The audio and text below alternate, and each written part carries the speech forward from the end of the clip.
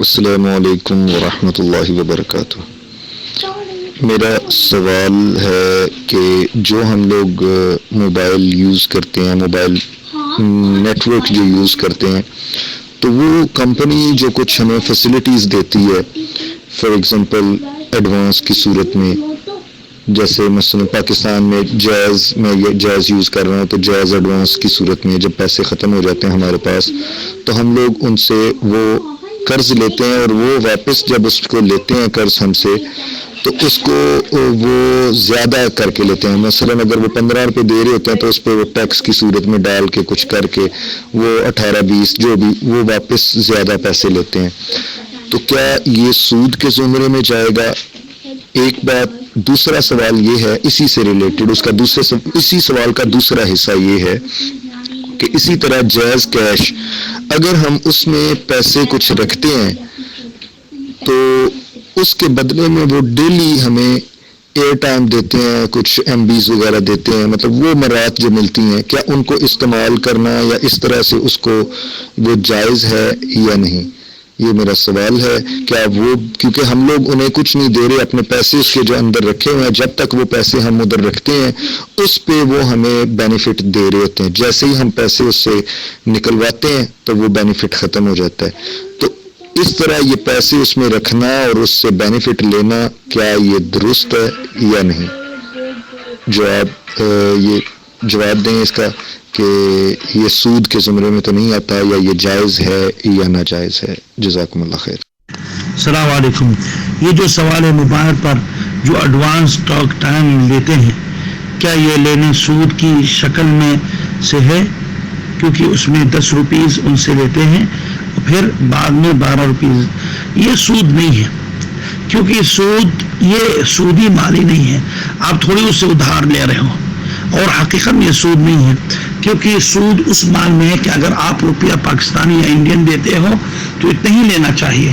آپ اگر 10 روپیہ دیتے ہو تو 10 روپیہ واپس لینا ہے، 20 روپیہ دے تو 20، لیکن یہ آپ کو روپیہ نہیں مل رہا ہے، آپ روپیہ دے رہے ہو اور آپ کو بالمقابل آپ کو جیسا کہ وہ لوگ ایک سروس دے رہے ہیں، اگرچہ اس کے نام کہتے کہ 12 روپیہ آپ کو مل گئے، لیکن حقیقت میں 12 روپیہ نہیں مل، یہ صرف سے قریب ہے، صرف یعنی ایکسچینج سے قریب ہے، جیسا کہ انسان 1 درہم دیتا ہے اور 1 ریال سعودی دیتا ہے اور پاکستانی 22 سے 25 روپیہ لیتا ہے، تو یہ 1 ہے اور 25 ہے، تو جائز ہے اگر ہاتھ پہ ہاتھ ہے، لیکن کیونکہ یہ زیادہ، کیونکہ دونوں کی شکل الگ ہے، تو یہ بھی ہے۔ حقیقت میں آپ پیسہ دیتے ہو، روپیہ دیتے ہو اور وہ آپ کو سروس دیتا ہے، آپ کو ٹاک ٹائم دیتا ہے، وقت دیتا ہے، وقت دیتا ہے، آپ کو بات کرنے کے وقت دیتا ہے، تو اس لیے اس میں سود نہیں ہے، وہ چاہے کم دے یا زیادہ دے۔ جیسا کہ بہت سے لوگ یہ سمجھتے ہیں کہ اگر میں 50 روپیہ میں دیتا ہوں تو وہ لوگ 100 روپے کے منٹ دیتے ہیں، یعنی 50 روپے کے 50 منٹ اگر ملتا ہے تو 50 کے کبھی آفر ہوتا ہے کہ 100 دیتے ہیں، کبھی یہ تو سود ہو گیا، آپ کو 50 کی وجہ یہ 100 دیا، نہیں، یہ سود نہیں ہے، کیونکہ یہ روپیہ نہیں ہے، یہ روپیہ ہے اور وہ سروس ہے۔ اسی طرح اگر وہ کہتے ہیں کہ آپ کو کوئی چیز ایڈوانس لینا ہے تو اس کو فکس ریٹ بتاتے ہیں، تو یہ سود نہیں ہے۔ ہاں، اگر وہ یہ کہیں کہ 10 روپیہ اگر آپ ٹاک ٹائم لیتے ہو تو آپ کو جیسا کہ آپ کو 10 منٹ لینا ہے، 20 منٹ اگر ایڈوانس لیں گے پیسہ نہیں ہے تو آپ کو جیسا کہ 10 کے بجائے وہ اتفاق پہلے اگریمنٹ ہو جائے کہ آپ کو 12 دینا ہے۔ یہ نہیں کہتے کہ اگر جتنا لیٹ کرو گے اتنی ہی زیادہ دو گے، یہ کہتے فکس ہو گئے، تو اس لیے قسطوں کے مسئلہ یہ سے قریب ہے۔ یہ قسطوار اگر کوئی انسان کوئی قسطوں میں لیتا ہے، جیسا کہ کوئی انسان گاڑی لینے کے لیے جاتا ہے تو شو روم والا کہتے ہیں کہ اگر آپ پیسہ دو گے تو 1 لاکھ درہم 1 لاکھ ریال کے ہے، اور اگر آپ 2 سال میں دو گے تو پھر 1,20,000 ہے، اور یہ فکس ریٹ ہو جائے، اس پر اتفاق ہو جائے، پھر اس کے بعد جتنا تاخیر اس میں نہ بڑھایا تو جائز ہے۔ اسی طرح یہ چیز ہے کہ آپ سے پہلی بات ہو جاتی ہے کہ آپ کو ہم پہلے ٹائم دے دیں گے کیونکہ ہم نے آپ کو دیا ہے، تو اسی لیے آپ یہ سروس کے یہ قیمت یہ ہے، یہ سروس یہ پیسہ نہیں ہے، آپ کو جاننا چاہیے۔ یعنی یہ کہتے ہیں آپ سے کہ اگر آپ پیسہ 10 روپیہ ڈالتے ہو تو 10 منٹ آپ کو مل جاتا ہے، تو یہ فوراً مل جاتا ہے 10 روپے میں، لیکن اگر آپ پہلے ہی لوگے تو اس میں آپ ہم لوگ کو زیادہ ادھار، یعنی ہم لوگ ادھار کے ہم لوگ سے وہ چیز لوگے جو پہلے آپ یعنی ایڈوانس پہلے لوگے، تو اس لیے اس سروس کے یعنی قیمت اور زیادہ ہے۔ اس کے مثال बहुत ही है, लेकिन ये काफ़ी है कि इंशाल्लाह ये सूद नहीं है। और अल्लाह के अगर ये कहे कि जितना लेट करोगे बैलेंस डालने में उतना ही है। जैसे कि ये कहते हैं कि आपको टॉक टाइम 10 रुपये के लिए 10 मिनट आपने लिया, तो ये कहते हैं कि आपको 12 एक हफ्ते के अंदर तो हम लोग 12 लेंगे, और अगर आप 1 महीना और लेट करोगे तो 14 हो जाएगा, 2 महीने लेट करोगे तो 16। तो ये सूद हो गए, इससे बचना है। लेकिन जिसमें फिक्स हो जाता है उसमें नहीं बढ़ता है, फिक्स शुरू से बात हो जाती, इत्तेफाक हो जाता है, तो वो सूद नहीं है उस समय। अस्सलाम वालेकुम वरहमतुल्लाहि वबरकातुहू। वीरो मैं आया मजबूरी नूं आया ना, मेरे वीर ने शोएब सागर साहब ने मैसेज भेजा किसी मौलाना ਦਾ ਜਵਾਬ सूद ਦੇ ਉੱਤੇ। ਯਾਰ ਕੋਈ ਹੱਦ ਕਰਦੇ ਨੇ ਇਹ ਮੌਲਵੀ। ਓਏ ਅੱਲਾ ਦਾ ਮੈਂ सूद ਹੁੰਦਾ ਹੋਰ ਕੀ ਹੈ।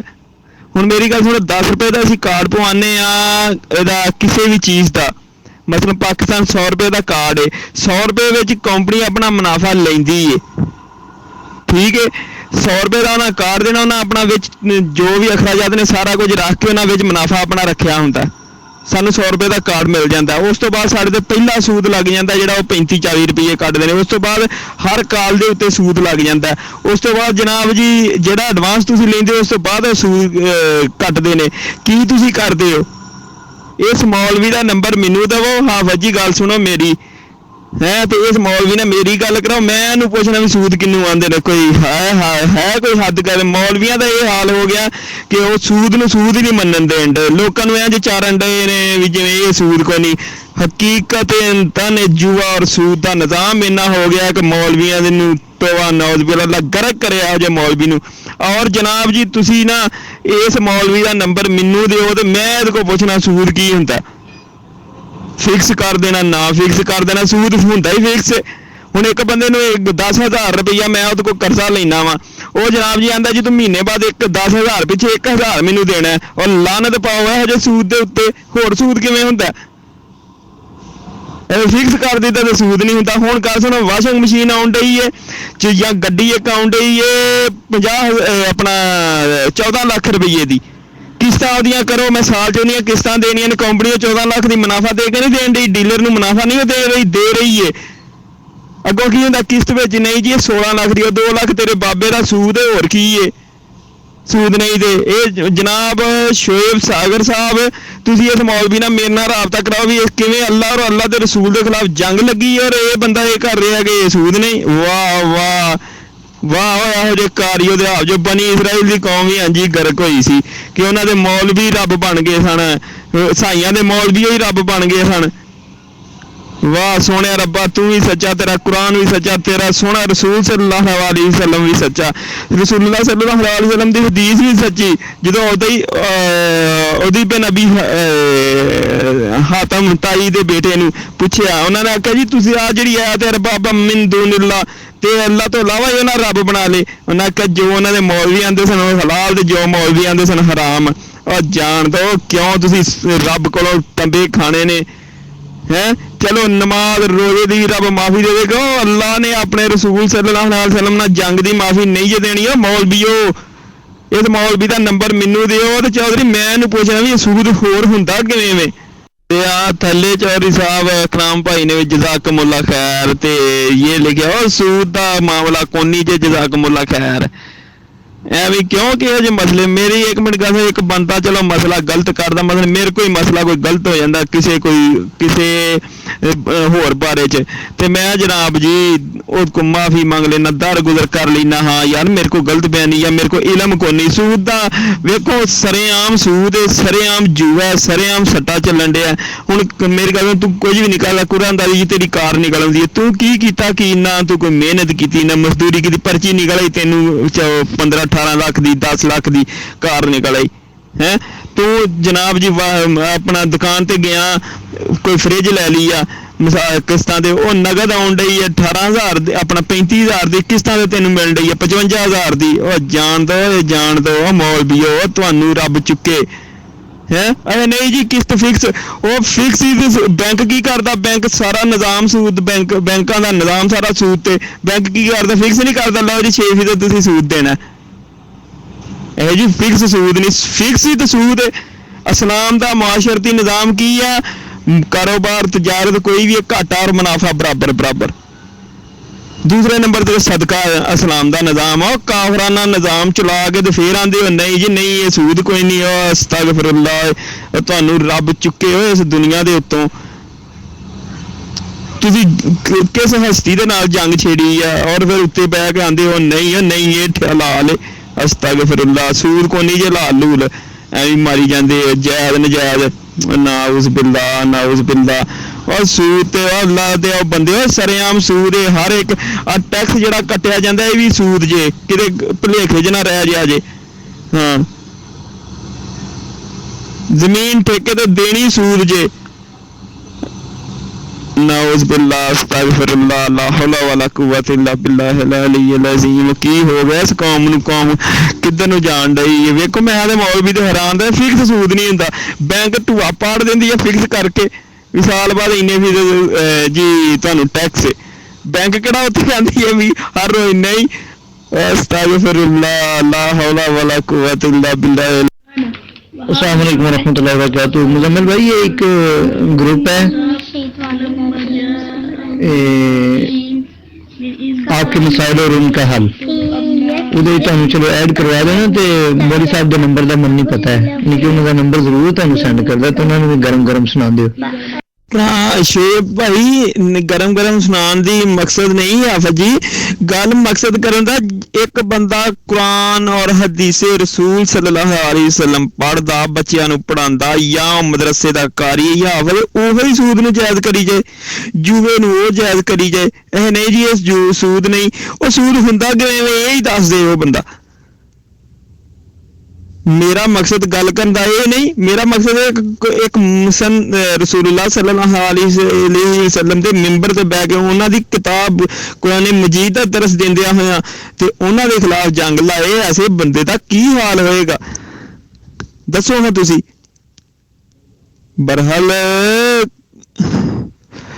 बरहल गल करन दा मकसद ये वे कि हुण कंपनियां सवाए सूद तो नहीं चलदियां, बैंक सवाए सूद तो नहीं चलदे, पूरा मुआशरती निज़ाम सूद ते वे ते किवें मौलवी सूद नूं जायज़ रखणे। नहीं जी सूद हुंदा किवें, उहनूं ये मसला पहले पुछ लईए ते फिर अगे टुरने। ते बिल्कुल जिहड़ा ऐड ग्रुप है ना, मैनूं ऐड उड करना नहीं आउंदा, मैं थोड़ा जिहा ना घट तवज्जो देना इहदे वल नूं ते मैनूं सिर्फ मौलवी तक मिला दो, मैं उहदे कोल पुछ के छड्डां भी जनाब जी की सूद है। तरह ने एक मैनू मौलवी मिल गया सी मुनाजरे करने वाला, ते मैं उन्होंने आख्या, मैं क्या अल्लाह दे बंदे आ इधर तू पहले मेरे नाल मुनाजरा कर ते फिर गां लोकां नाल करी, कोई गल हद करने वाली है। इस बंदे नूं तुसीं ना किस तरह भी हुंदा ना, ये पता नहीं बैठा कित्थे होवे पाकिस्तान च या किधरे भी, इस ग्रुप नूं आप के मसले मसाइल ते इस मौलवी ने मेरी गल कराओ, बड़ा अल्लाह अकबर इस मौलवी दा हाल। ते अकराम भाई नहीं ये सूद जे भाई अकराम, मैं तुहानूं सीधी गल दसां, ये सूद जे सरासर। अस्सलाम वालेकुम व रहमतुल्लाहि व बरकातुहू। अच्छा मोहतरम, सवाल मेरे ज़हन च उठिया ही इस हवाले ने या और मेरे भी कुछ जिहड़ा ना इहदे बारे विच ख्यालात कुछ मुजम्मिल भाई दे बिल्कुल करीब ही है ते इतने मतलब भड़कीले नहीं है, लेकिन है इसी तरह दे सी। ते जज़ाकुमुल्लाह खैर हाफिज़ साहब दी काविश ते मैं कीता सी। और दूसरी गल बिल्कुल मुजम्मिल साहब वाली, ज़ाहिर बात है देखो जी उलमा जदों सानूं एक गल दसदे ने ते असीं उहदे ते अमल करन लग पैंदे। अगर ये सोच के देखो जी आलिम दीन ने ते इन्हां ने कीता है, आखिर इन्हां दी एक उहदे ते ये बहस है जिस तरह उस हवाले नाल कि उन्हां दी यह राय है, ते ठीक है कि एक सानू भी थोड़ा जिहा सोचना तो जरूर चाहिए, लेकिन कसूरवार ज्यादा उलमा उहदे ते हो जांदे ने। और दूसरी गल कि यही निज़ाम सेम हो है कि बैंक भी तो इसी तरह तुहानूं मराद दे रहा है जो कुछ है, तो फिर मैं भी इसे हवाले नाल ही सवाल कीता है। तो बहरहाल इहदे ते मजीद भी किसी और शेख की भी लै ली जाए राय, किसी और आलिम बंदे की भी राय लै ली जाए और उन्होंने सही कुरान हदीस नाल अगर मतलब करन दसन। रह गई गल कि इहदे बचन दा या किस तरह फिर अगू के है, मेरे ख्याल के मुताबिक कुछ जिस तरह मुजम्मिल भाई ने गल की है तो भी सूद दी जुमरे च आ रहा कि तुहानूं टैक्स मुफ्त विच जिहड़े पाई जा रहे 100 दे के तुहानूं लभदे उहदे च 70 ने या 80 ने। तो उस हवाले नाल चलो कुछ बीमारियां तो ऐसियां ने उहदे च असीं एहतजाज कर सकने हैं, लेकिन वो साडी मजबूरी हो जाती है कि उन्होंने असीं मतलब हम के करिए, या फिर है कि फिर मोबाइल इस्तेमाल करना छड्ड दईए। एक तो ये सूरत हो सकती है। दूसरी सूरत है कि उहदे ते असीं ये नहीं कहते कि सही करते हैं, पे उन्होंने जायज़ दुरुस्त नहीं मनते, एहतजाज उहदे ते बरकरार है, लेकिन मजबूरन उन्होंने इस्तेमाल कर रहे हैं। तो उहदे विच मेरा ख्याल है कि असीं उस तरह गुनाह दे मुरतकिब नहीं होंदे, क्योंकि उहदे तो इलावा साढ़े को चारा कोई नहीं। मसलन वैसे तस्वीर बनाना भी हराम है, तो तस्वीरां असीं अगर पासपोर्ट वास्ते एक निज़ाम के तहत असीं बनवाने हाँ तो उहदे विच को गुंजाइश की सूरत हाल बन जाती है। बहरहाल ये तो मजीद चलो बहस आ जाएगी इंशाअल्लाह। तो मैं वैसे मुजम्मिल साहब की बात नाल इतफाक करना, मेरा भी यही राय है कि ये सूद दे ही जुमरे च आउंदा है, इहदे ती बचना चाहिए और इहदे ती असीं बच सकने हाँ। जिस मैं अगले मैसेज फिर दसना। उसी सवाल का मेरा दूसरा हिस्सा ये सी कि अगर असी जायज़ कैश दे पैसे रखने हाँ तो उहदे ती जिहड़े सानूं बेनिफिट मिलता है, कि इसका मतलब है कि असी भी उहदे ती मरात लै रहे हैं। वो इंज ही है कि असी बैंक विच भी पैसे रख दवीए तो बैंक नूं वापस जनाब उन्होंने आख्या जी कि साल विच तुहानूं इहदे ते इतना मार्कअप मिल जाएगा, या हर मंथ तुहानूं इतने मिलते जाणदे, हर रोज़ तुहानूं इतने मिलते जाणदे। मार्कअप जो भी कह लो उन्होंने है तो सूद ही है ना, तो उहदे ते भी बचिया जा सकदा। उसकी है कि ना रखो तुसी बैंक विच। इस तरह ये भी अगर इहदे ते बचना कोई ये नहीं कि नामुमकिन नहीं है कि तुसी अगर पैसे इहदे विच रखे बगैर तुहाडा गुजारा नहीं चल सकदा। ये अगर वो सूरत हाल हो जाए तो फिर तो मेरा ख्याल है कोई गुंजाइश की सूरत हाल बनती है। अदरवाइज इनू इहदे ते बचिया जा सकता है तो फिर नहीं रखने चाहिए और इहदे ते बच जाना चाहिए। जज़ाकुमुल्लाह खैर। हाँ जी शुएब भाई, अपना की ਉਹਦਾ ਨਾਂ ਇਕਰਾਮ ਭਾਈ, ਗੱਲ ਤੁਹਾਡੀ ਬਿਲਕੁਲ ਠੀਕ ਹੈ। ਗੱਲ ਇਹ ਹੈ ਕਿ ਬਨੀ ਇਸਰਾਈਲ ਵਾਲੇ ਇੰਜ ਹੀ ਨਾਫਰਮਾਨੀਆਂ ਕਰਦੇ ਕਰਦੇ ਜਦੋਂ ਸਾਰੀ ਦੁਨੀਆ ਤੋਂ ਜ਼ਲੀਲ ਹੋ ਗਏ ਨਾ, ਤੇ ਫਿਰ ਉਹਨਾਂ ਨੇ ਆਖਿਆ ਕਿ ਗੱਲ ਇਹ ਹੈ ਕਿ ਹੁਣ ਅਸੀਂ ਕਿਵੇਂ ਗੱਲ ਪਾਵਾਂਗੇ। ਤੇ ਉਹਨਾਂ ਨੂੰ ਨਾ ਫਿਰ ਤਲੂਤ ਔਰ ਜਲੂਤ ਦੀ ਦੋ ਮਸ਼ਹੂਰ ਜੰਗਾਂ ਨੇ ਹੈ। ਤੇ ਤਲੂਤ ਬਾਦਸ਼ਾਹ ਸੀ ਤੇ ਜਲੂਤ ਜਿਹੜੇ ਸਨ ਉਹ ਪੇਸ਼ੇ ਦੇ ਲਿਹਾਜ਼ ਨਾਲ ਲਵਾਰ ਸਨ। ਤੇ ਉਹ ਜਦੋਂ ਕੌਮ ਦੇ ਵਡੇਰਿਆਂ ਨੂੰ ਜਿਹੜੇ ਚੌਧਰੀ ਸਨ ਨਾ, ਉਹਨਾਂ ਨੂੰ ਜਦੋਂ ਆਖਿਆ ਨਾ ਕਿ ਇਹਦੀ ਤੁਸੀਂ ਜਲੂਤ ਦੀ ਕਿਆਦਤ ਦੇ ਵਿੱਚ ਜੰਗ ਲੜੋਗੇ ਤੇ ਤੁਸੀਂ ਫਤਹ ਯਾਬ ਹੋ ਜਾਓਗੇ, ਉਹਨਾਂ ਕਹਿੰਦਾ ਇਹਦੀ ਜਦੋਂ ਕਿ ਅਸੀਂ ਲੜੀਏ। ਫਿਰ ਤਬੂਤੇ ਸਕੀਨਾ, ਮੂਸਾ अलैहिस्सलाम ਦਾ ਹਾਸਾ, ਇਹ ਉਹ ਸਾਰਾ ਕੁਝ ਜਦੋਂ ਸੁਬਹ ਫਜਰ ਦੇ ਟਾਈਮ ਜਲੂਤ ਦੇ ਮਕਾਨ ਦੇ ਸਾਹਮਣੇ ਆਇਆ ਨਾ, ਤੇ ਉਹਨਾਂ ਨੇ ਆਖਿਆ ਅੱਛਾ ਹੁਣ ਇਹ ਸਾਡੀ ਕੌਮ ਹੁਣ ਉਸ ਬਨੀ ਇਸਰਾਈਲ ਦੇ ਉਸ ਪੁਆਇੰਟ ਤੇ ਪਹੁੰਚ ਗਈ ਹੈ। ਹੁਣ ਹਰ ਮੁਸਲਮਾਨ ਨੂੰ ਚੌਧਰੀ ਜੀ ਜੁੱਤੀਆਂ ਪੈਣੀਆਂ ਨੇ, ਕੱਲੇ ਕੱਲੇ ਨੂੰ, ਇੱਕ ਨੇ ਵੀ ਇੱਕ ਨੂੰ ਨਹੀਂ, ਕੱਲੇ ਕੱਲੇ ਨੂੰ ਜੁੱਤੀਆਂ ਪੈਣੀਆਂ, ਕਤਲੋ ਗਾਰਤ ਗਿਰੀ ਹੋਣੀ ਹੈ, ਇਹਨਾਂ ਦੀਆਂ ਇੱਜ਼ਤਾਂ ਲੁੱਟੀਆਂ ਜਾਣੀਆਂ। ਫਿਰ ਇਹਨਾਂ ਨੂੰ ਅਕਲ ਆਉਣੀ ਆ ਜਦੋਂ ਇੱਥੋਂ ਹੀ ਪੈਣੀਆਂ ਤੇ ਅਗਲੇ ਜਹਾਨ 'ਚੋਂ ਰੱਬ ਕੋਲੋਂ ਜਿਹੜੀਆਂ ਪੈਣੀਆਂ ਉਹਨਾਂ ਦਾ ਤਾਂ ਸਮਝ ਹੀ ਕੋਈ ਨਹੀਂ ਨਵੇਂ ਕਿੰਨੀ ਕੁ ਪੈਣੀ ਹੈ। ਕਿਉਂਕਿ ਜਿਸ ਬੰਦੇ ਨੂੰ ਗੱਲ ਕਰੋ ਉਹ ਆਂਦਾ ਉਹ ਮੈਂ ਜਵਾਨਾ ਉਹ ਹੀ ਸਹੀ ਹੈ। ਹਾਂ ਕੋਈ ਗੱਲ ਸੁਣ ਮੇਰੀ, ਜਿਸ ਬੰਦੇ ਨੇ ਰਸੂਲੁल्लाह सल्लल्लाहु अलैहि वसल्लम ਦੇ ਦਾਇਰੇ ਦੀਨ ਦੇ ਵਿੱਚੋਂ ਬਾਹਰ ਹੋ ਗਿਆ ਨਾ ਔਰ ਆਪਣੀ ਤਨ ਪਰ 52 ਕੀਤੀ, ਉਹਨੂੰ ਇਸ ਜਹਾਨ 'ਚ ਵੀ ਜ਼ਲਾਲਤ ਤੇ ਆਖਰਤ ਵਿੱਚ ਵੀ ਜ਼ਲਾਲਤ। ਤੇ ਆਹ ਗੱਲ ਤੇ ਆਹ ਬਾਤ ਹੈ ਵੀ ਮਾਰੀ ਜਾਂਦੇ ਨੇ, ਸੂਦ ਨੂੰ ਹਲਾਲ ਕਰੀ ਜਾਂਦੇ ਨੇ। ਆ ਜਿਹੜੀਆਂ ਕੁਰਾਨਦਾਰੀ ਨਾਲ ਗੱਡੀਆਂ ਕੱਢਦੇ ਨੇ, ਜੂਏ ਨੂੰ ਹਲਾਲ ਕਰੀ ਜਾਂਦੇ ਨੇ। ਜਿਹੜਾ ਗੱਲ ਆ ਕੇ ਉਹਨੂੰ ਉਹ ਜਾਓ ਜੀ ਤੁਸੀਂ ਅਸਤਗਫਿਰੁल्लाह, ਅੱਲਾਹ ਤਾਲਾ ਇਹਨਾਂ ਮੌਲਵੀਆਂ ਪਿਛਲੀਆਂ ਉਮਤਾਂ ਵੀ ਇੰਝ ਗਰਕ ਹੋਈਆਂ ਤੇ ਇਹ ਵੀ ਪਤਾ ਨਹੀਂ ਨਾਉਜ਼ ਬਿल्ला ਅੱਲਾਹ ਮਾਫ ਕਰੇ, ਪਤਾ ਨਹੀਂ ਕਿਹੜੇ ਕੋਈ ਅੱਲਾਹ ਦੇ ਬੰਦੇ ਨੇ ਜਿਨ੍ਹਾਂ ਦੀ ਵਜ੍ਹਾ ਤੋਂ ਸੋਹਣਾ ਰੱਬ ਅਜ਼ਾਬ ਨਹੀਂ ਕੱਲਣ ਡਿਆ ਤੇ ਇਹ ਹਜੇ ਤਾਈਂ ਬਚੇ ਨੇ।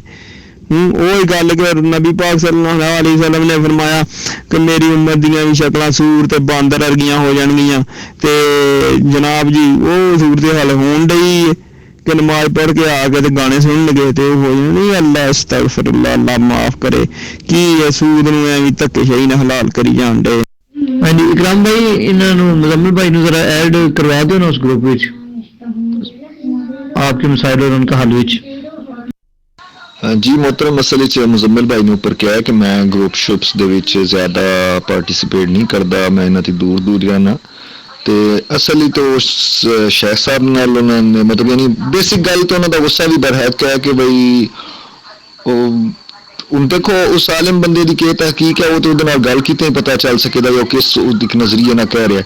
लेकिन जाहिरी बात है कि दीन कोई उस आलिम भावें जितना वड्डा भी आलिम होवे उहदी गल नहीं है, दीन ते कुरान सुन्नत ते उहदी जिहड़ी है वै ਕੋਈ ਜਿਹੜੀਆਂ ਉਹਨਾਂ ਨੇ ਕੀਤੀਆਂ ਨੇ ਉਹਦੀ ਤਸ਼ਰੀਹ ਕੀਤੀ ਹੈ ਜਾਂ ਉਹਨਾਂ ਦੀ ਜਿਹੜੀ ਸਮਝ ਹੈ ਬੂਝ ਹੈ ਉਹਨਾਂ ਆਪਣੇ ਮੁਤਾਬਿਕ ਕੀਤੀ ਹੈ, ਚਲੋ ਉਹਨਾਂ ਨੂੰ ਉਹਦਾ ਇੱਕ ਅਜਰ ਲੱਭੇਗਾ ਕਿ ਉਹਨਾਂ ਨੇ ਉਹਦੇ ਤੇ ਕੋਈ ਗੌਰ ਹੋਜ਼ ਕੀਤਾ।